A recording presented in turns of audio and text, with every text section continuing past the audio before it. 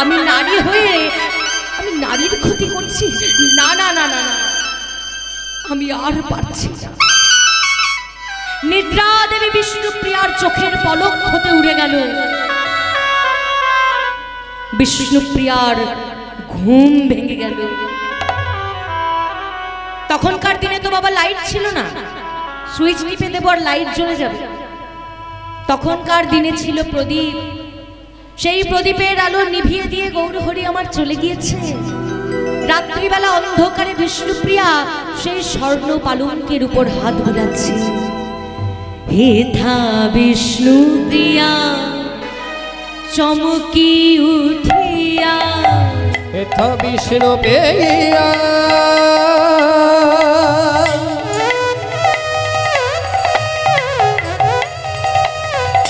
চমকি উঠিয়া,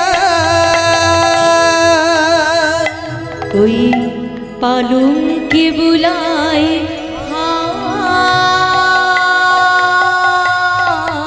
হেথা বিষ্ণুপ্রিয়া চমকি উঠিয়া, পালঙ্কে বুলায়। পরিবেশটা চিন্তা করুন মায়েরা, পরিবেশটা বুঝতে হবে। রাত্রিবেলা অন্ধকারে বিষ্ণুপ্রিয়ার ঘুম ভেঙে গেছে, আর বিষ্ণুপ্রিয়া পালঙ্কের উপর হাত বুলাচ্ছে। পদকর্তা কি বলছে? প্রভু না দেখিয়া কাঁদিয়া কাঁদিয়া বিষ্ণুপ্রিয়া শিরে মারে করা। প্রভু দেখিয়া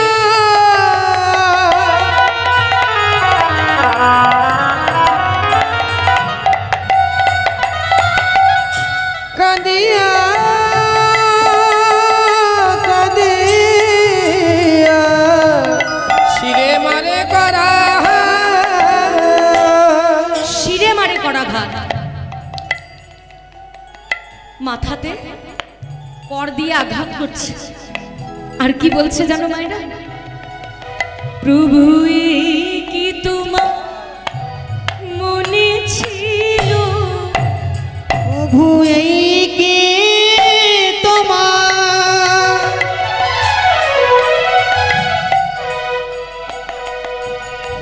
মনেতে ছিল? প্রভু কি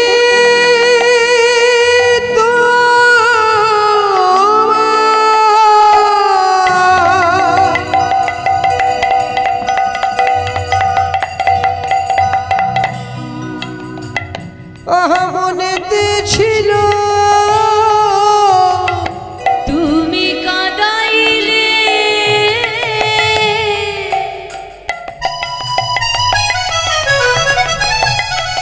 এই দুঃখিনী রে। প্রভু কে তো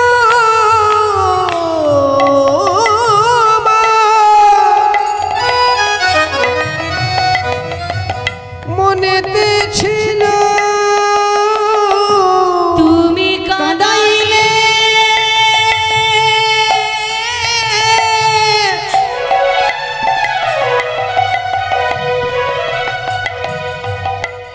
দুঃখিনী রে।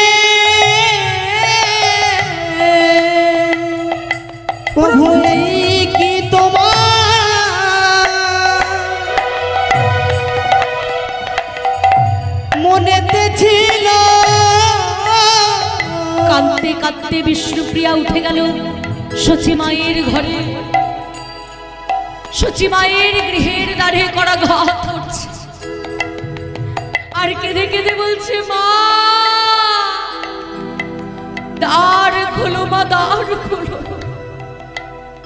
চমকে উঠলেন সচিমাতা। একি প্রিয়া? ও বৌমা, তুমি কাঁদছো কেন? এই রাত্রিবেলা তোমার কি হয়েছে? তুমি কেঁদো না বৌমা, আমায় বলো। বলে, মা গো, সারা জীবনের মতো তোমার ছেলে আমাকে চির অনাথিনী করে দিয়ে চলে গিয়েছে মা। চির অনাথিনী করে চলে গিয়েছে। সচি মাতা চিৎকার করে বলে উঠল, না গো, না গো, না না না গো, না গো। বলো না, বলো না বৌমা, বলো না। তুমি কি জানো না বৌমা, আমার নিমাই আমাকে না বলে আজ পর্যন্ত কোথাও যায়নি। হয়তো শিবার সঙ্গনে গেছে, কিংবা নিত্যানন্দ নর্তনে গেছে। তুমি কেঁদো না, আমি ঠিক আমার নিমাইকে ফিরিয়ে আনবো। তুমি দেখো বৌমা, তুমি কেঁদো না। এই বলে সচিমাতা তড়ি ঘড়ি করে হাতের সামনে একটা প্রদীপ নিয়ে সেই প্রদীপটিকে জ্বালাতে মত্ত হয়ে গেলেন।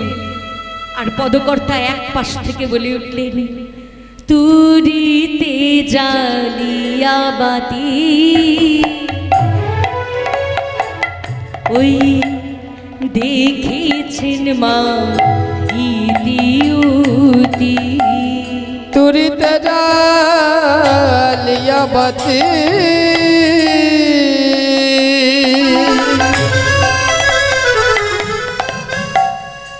বাতি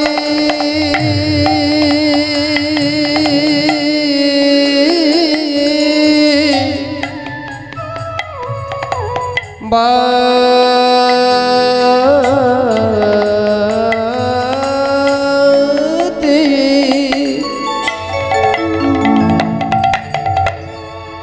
দিবাতি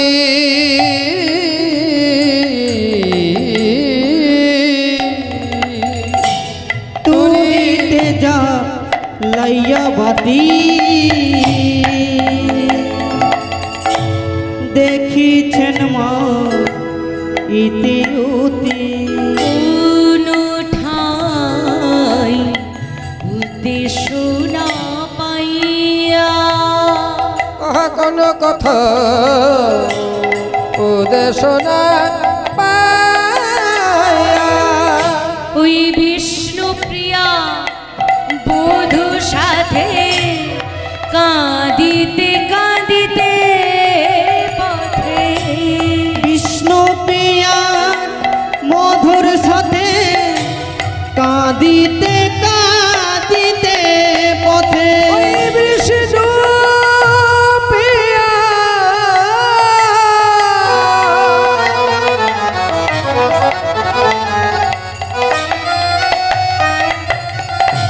বধূ সাজে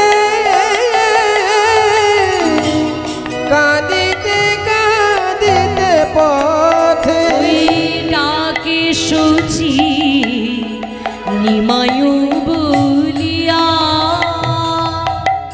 কাঁদে সচি নিমায় বলিয়া বলিয়া রে নিমাই আই ফিরে আয় রে নিমাই, আই ফিরে আয় বলিয়া রে নিমাই আই ফিরে আয়। নিমায় রে নিমায় আই ফিরে আয়। তোর না দেখে প্রাণ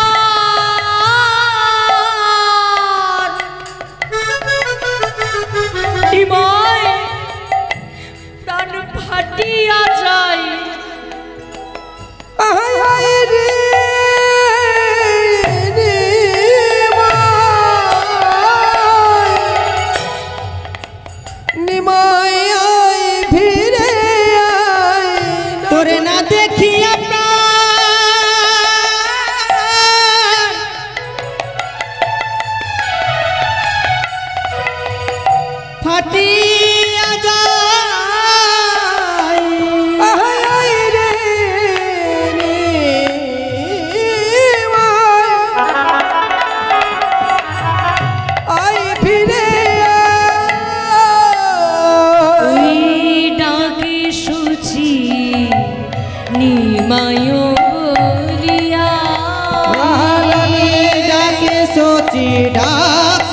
সচি নিমায় বলিয়া উরে নিমাই রে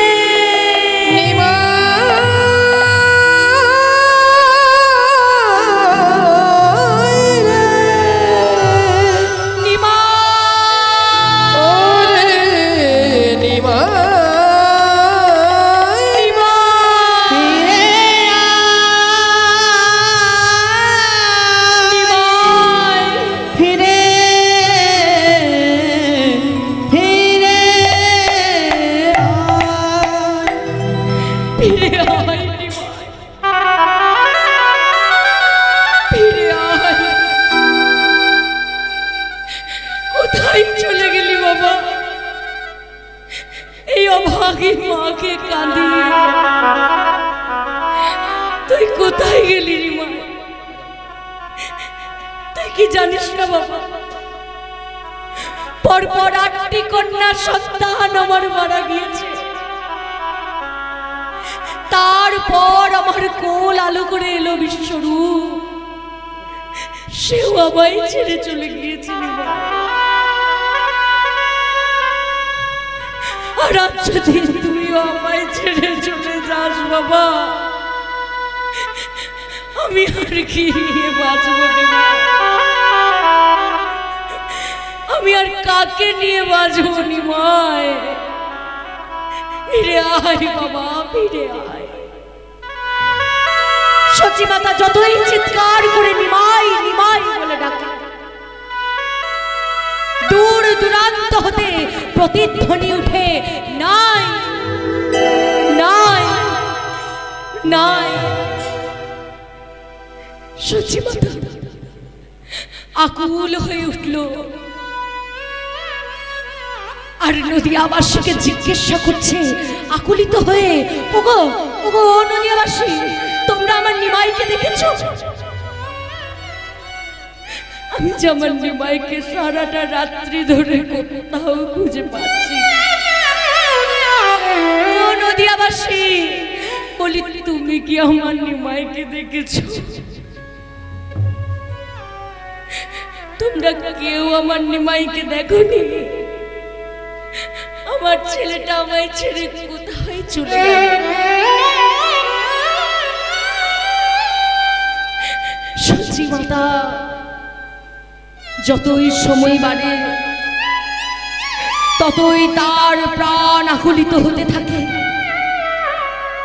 অবশেষে সচি মাতা ছুটতে ছুটতে চলে যায় গঙ্গার দিকে আর চিৎকার করে বলে, ওরে নিমাই, আজ যদি তুই ফিরে না আসিস বাবা, ওই সুরধনী গঙ্গার জলে ঝাঁপ দিয়ে আমি তোকে মাতৃ হত্যার পাপে লিপ্ত করব। মাতৃ হত্যার পাপে লিপ্ত করব, মাতৃ হত্যার পাপে লিপ্ত করব। এই বলে সচি মাতা ছুটতে ছুটতে চলে যায়। নিমাই নিমাই বলে সচি গঙ্গায় ঝাঁপ দিতে গেল। নিমাই নিমাই বলে সচি মাই গঙ্গায় ঝাঁপ দিতে গেল। নিমাই নিমাই বলে সচি গঙ্গায় ঝাঁপ দিতে গেল। হেন কালে নিত্যানন্দ মায়ের জরা, হেন কালে নিত্যানন্দ মায়ের ধরিল।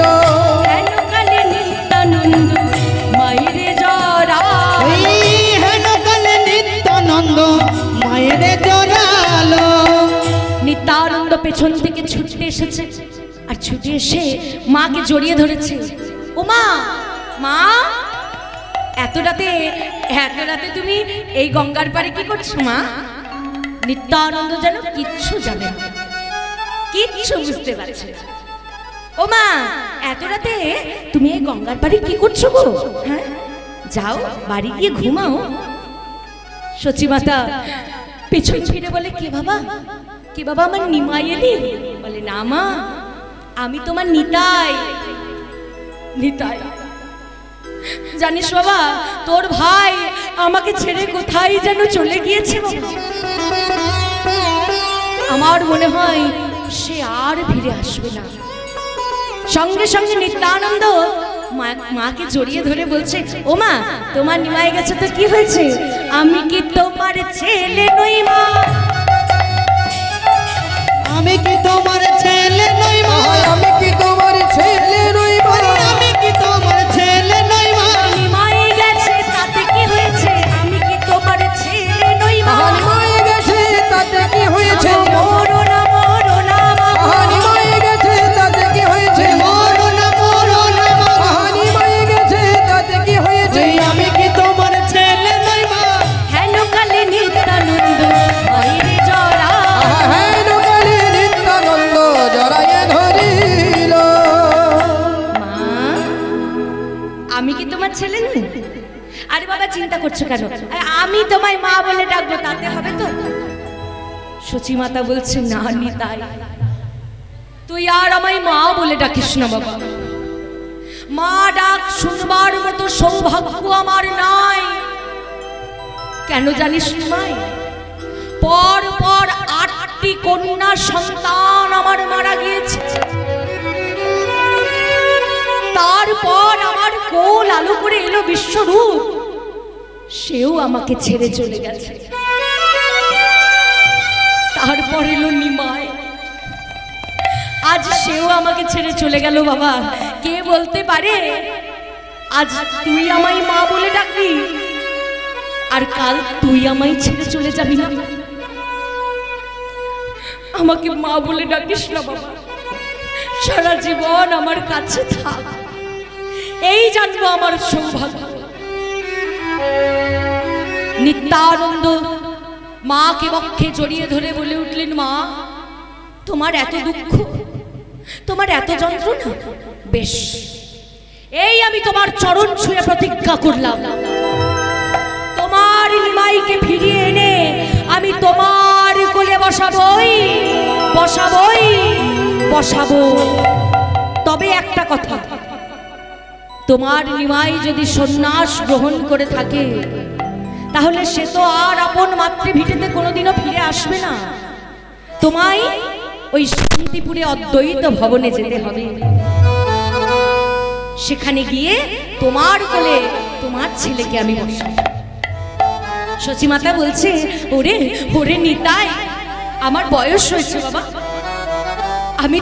আমি তো শান্তিপুর অত দূর হেঁটে হেঁটে যেতে পারবো না বাবা। বলে, ও মা, তাতে কি হয়েছে? ওই যে আমি বললাম যে তোমার এক ছেলে গিয়েছে, আরেক ছেলে আছে। তুমি কি ভাবছো তোমাকে আমি হাঁটিয়ে হাঁটিয়ে শান্তিপুর নিয়ে যাব? না না না না, তোমায় আমি কেমন করে নিয়ে যাব জানো? তোমায় পালকি করে লয়ে যাব। পালকি করে লয়ে যাব।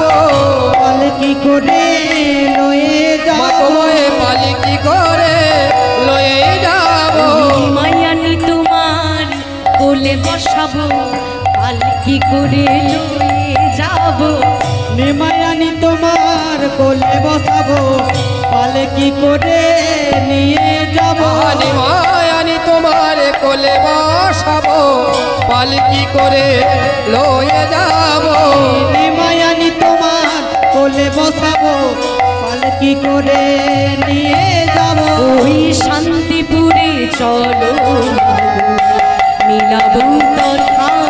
ওই শান্তিপুরে চলো। শান্তিপুরে চলো মাগো, মেলাবো তোমার। এই বলে মায়ের চরণে প্রতিশ্রুতি দিয়ে নিত্যানন্দ চলে গেলেন কাটোয়ার দিকে। এদিকে মহাপ্রভু কাটোয়ায় পৌঁছে গিয়েছে। তখন ভোর হয়ে গিয়েছে। একজন কাটোয়াবাসীকে ডাকলেন, কাটোয়াবাসী, ও কাটোয়াবাসী, বলতে পারো কেশব ভারতীর আশ্রমটা কোনখানে? বলে, ওই যে ওই অদূরে একটা বটগাছ দেখতে পাচ্ছ? বলে, হ্যাঁ, ওখানেই কেশব ভারতীর আশ্রম। যেখানে সারাক্ষণ হরিনামের আওয়াজ পাবে, জানবে সেই হলো কেশব ভারতীর আশ্রম। মহাপ্রভু আমার চলে গেলেন সেই কেশব ভারতীর আশ্রমে। কেশব ভারতীর দ্বারে করা ঘাত করে ডাকলেন, গুরুদেব, গুরুদেব, গুরুদেব, দ্বার খুলুন, গুরুদেব, দ্বার খুলুন। চমকে উঠলেন কেশব ভারতী। এ কি, এত ভোরবেলা আমার দ্বারে করাঘাত করছে কে? এমন করে যাই তো দ্বার খুলে।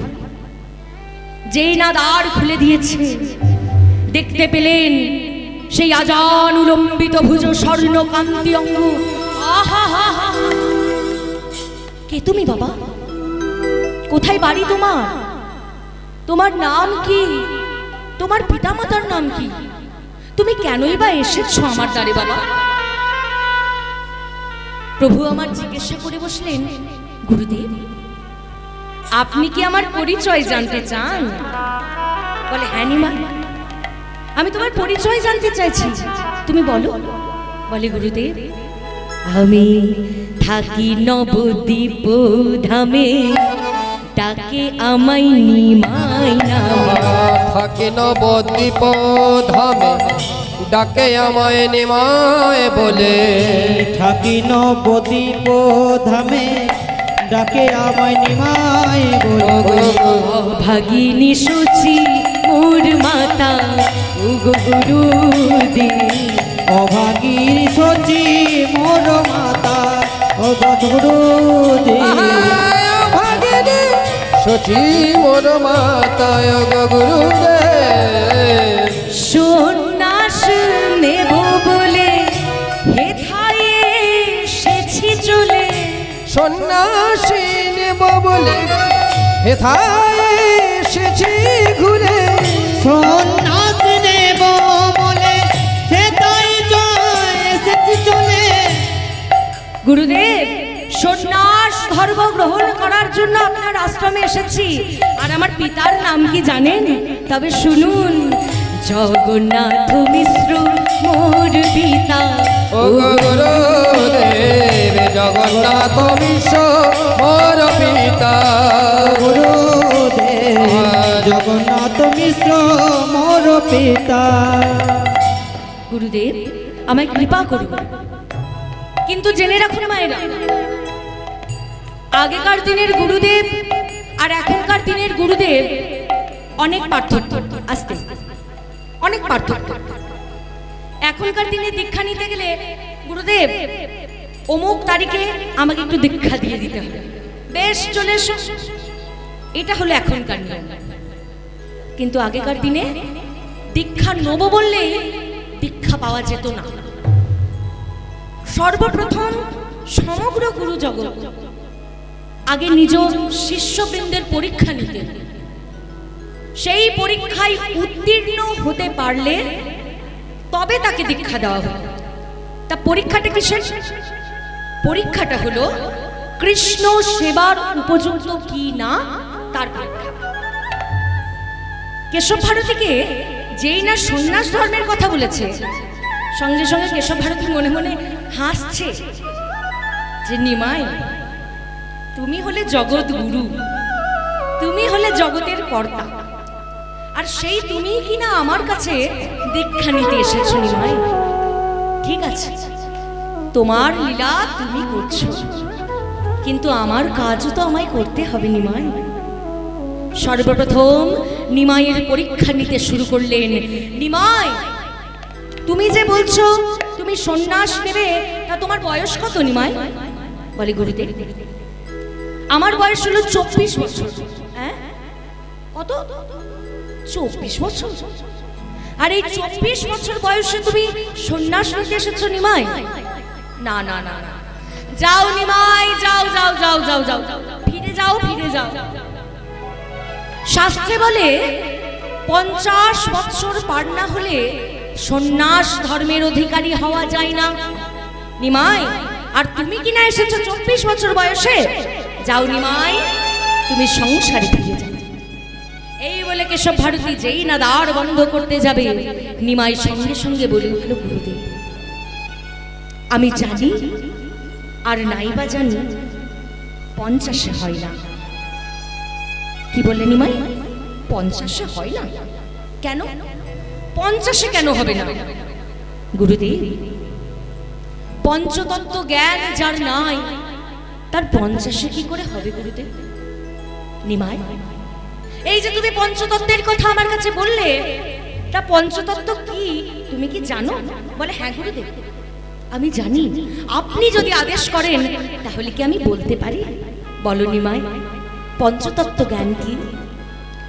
আরে নিতাই অদ্বৈত শ্রী মাধব সুত, নিতাই অদ্বৈত শ্রী মাধব সুত, নিতাই অদ্বৈত শ্রী মাধব সুত, নিতাই অদ্বৈত শ্রী মাধব সুত, ওই শ্রীবাস আদি মিলে এই পঞ্চতত্ত্ব, শ্রীবাস আদি মিলে এই পঞ্চতত্ত্ব, ওই শ্রীবাস আদি মিলে এই পঞ্চতত্ত্ব, ওই শ্রীবাস আদি মিলে এই পঞ্চতত্ত্ব, শ্রীবাস আদি মিলে এই পঞ্চতত্ত্ব। কি বলা হলো? পঞ্চতত্ত্ব মানে নিতাই অদ্বৈত শ্রী মাধব সুত, শ্রীবাস আদি মিলে এই পঞ্চতত্ত্ব। এত জটিল ভাষায় নয়, সহজ ভাষায় বলি। শ্রীকৃষ্ণ চৈতন্য প্রভু নিত্যানন্দ শ্রী অদ্বৈত গদাধর শ্রীবাস আদি যত গৌর ভক্ত, এই হচ্ছে পঞ্চতত্ত্ব। তাই পঞ্চতত্ত্ব জ্ঞান যার নাই তার কি সন্ন্যাস গ্রহণ হয়? হয় না। তাহলে নিমাই 50-এ যদি না হয় নিশ্চয়ই 60-এ হবে। বলে না গুরুদেব, আগে 60-এও হবে না। কেন নিমাই 60-এ কেন হবে না? বলে গুরুদেব, ষড়রিপু যার বশ হয় না তার কি 60-এ হয়? ষড়রিপু সে আবার কি নিমাই?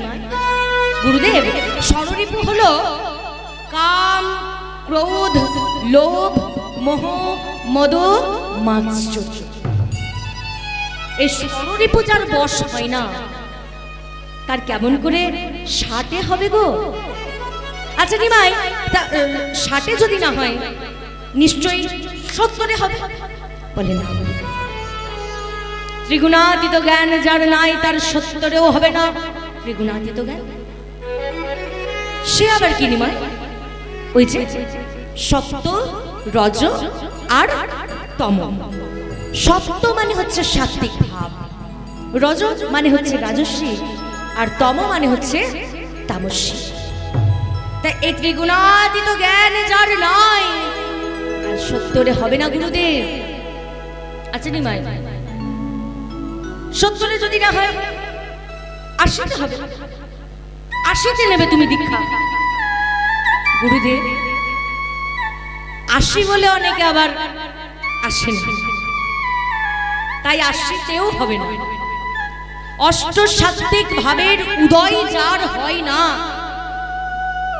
তার 80-তেও হবে না। নিমাই 80-তে যদি, এবার কেশব ভারতী একটু একটু করে রেগে গেছে, নিমাই 80-তে যদি না হয় নিশ্চয় 90-এ হবে। গুরুদেব, যার নববিধা ভক্তি নাই তার 90-এ কি করে হবে গুরুদেব? নববিধা ভক্তি সে আবার কি নিমাই? শ্রবণং কীর্তন স্মরণং বিষ্ণু পাদে সেবন, বিষ্ণু পাদে সেবন, অর্চনং বন্দনং দর্শ সখ্য আত্মনিবেদনং, আত্মনিবেদন। শ্রবণং শ্রবণং শ্রবণং শ্রবণং মানে কি মা? শোনা। দেখুন, নববিধা ভক্তির মধ্যে কিন্তু প্রথমেই শ্রবণ, যেটা আপনারা করছেন, প্রথমেই শ্রবণ। কেন জানেন? দাঁড়িয়ে দাঁড়িয়ে কীর্তন করাটা সহজ। কেন বলুন তো? কারণ আমি একটা কাজ করছি, আমি একটা কাজের মধ্যে রয়েছি, আমি যেটুকু শিখেছি সেটুকু আপনাদের কাছে উগরে দিচ্ছি। কিন্তু আপনারা বসে বসে ধৈর্য ধরে শ্রবণ করছেন।